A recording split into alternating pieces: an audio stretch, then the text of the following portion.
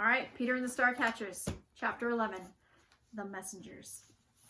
It was just before midnight, an overcast night, no moonlight or starlight reaching the dark deck of the Neverland. The wind was steady at about 5 knots. The fat ship plowed forward on a following sea. Molly, wearing a blanket like a cloak over her nightgown, emerged from the ladderway and looked quickly around. Seeing no one, she walked swiftly to the stern rail, her bare feet on the scarred wood of the deck.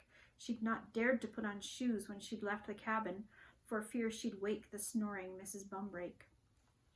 After glancing quickly around again, she leaned over the stern rail, and peered out at the dark water. She saw only the ship's churning wake, ghostly pale by the light of the ship's lone stern lantern. Her eyes strained to see more. Where were they? She wondered if she was too early, or worse, too late. Telling time on the ship was a problem, especially when overcast skies kept Molly from seeing the stars. 5 minutes went by.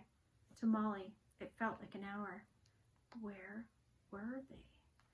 Molly heard a man's voice, and she tensed, ready to race back to the ladderway. But then she heard another voice and realized it was 2 sailors, well forward, passing another long night watch, with the endless gossip of a ship at sea. Molly relaxed and turned her gaze back toward the... What was that? She squinted at the patch of dark water where she thought she'd seen something at the rightmost edge of the roiling wake. There! Molly's heart leaped as a gray shape flowed from the water, forming a graceful arc before disappearing again beneath the surface. The shape was followed by another, then another. Porpoises, 5 of them, their sleek bodies keeping pace effortlessly with the lumbering ship. Molly leaned over the stern rail and waved frantically, then caught herself, feeling foolish. They know I'm here, she thought. They see everything.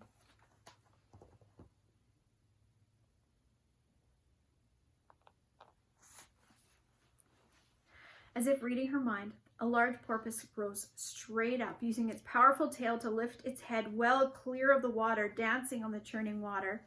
It looked at Molly, grinning, and said, "Hello." Not in English, of course. It spoke in clicks and squeaks, but Molly had studied enough porpoise to understand the standard greeting. Struggling to recall her lessons, Molly squeaked and clicked. The clicks were the hardest. Something back, which she hoped was hello. What she actually said was, "My teeth are green."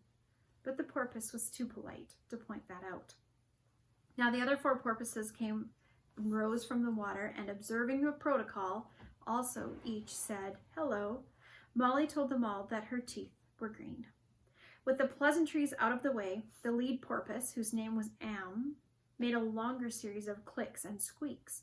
Molly knew just enough porpoise to understand that Am was asking her if she was all right. She expected this question. It had been arranged that the porpoises would check in with Molly tonight, and the assumption had been that Molly would tell them, yes, she was all right. "No," Molly said, struggling to get the sounds right.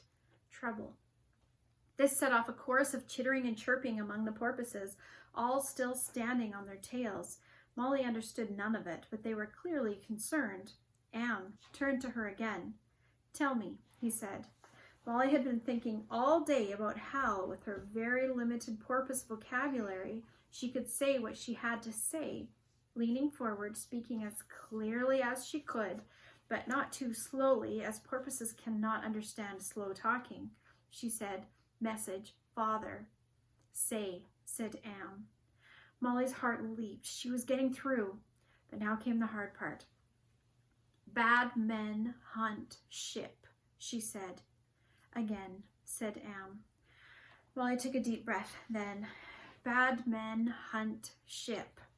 More chittering among the porpoises. Then Am said, "What ship? Molly's ship?" They had understood.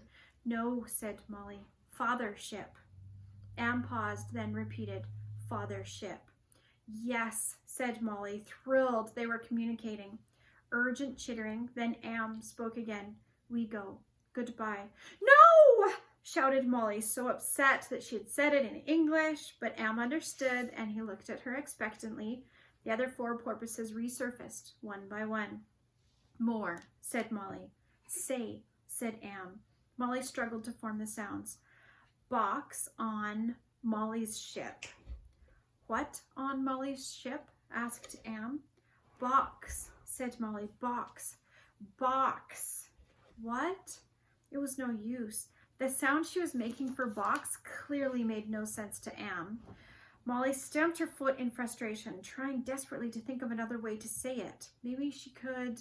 Her thoughts were interrupted by voices getting louder behind her. Someone was coming her way. She gestured helplessly to Am, turned, and ran to the ladderway, ducking down just as the 2 night watch sailors arrived. Somebody back here talking, one was saying. Slang says we're not to allow... There's who's talking, said the other, pointing over the side. Well, I'll be darned, said the first. Porpoises making all that noise. What do you suppose has them so roused up? Probably saw some tasty fish. That's the life, if you ask me. Eat and play, not a care in the world. Look, this big one here, he's talking to us. A right speech maker he is. Probably wants us to throw him a bite to eat. In fact, Am was saying something very impolite about the sailors and their ancestors. The other 4 porpoises snorted. Then all 5 turned, arced, sliced smoothly into the water, and disappeared. The 2 sailors watched them go. Yes, indeed, that's the life, said the first.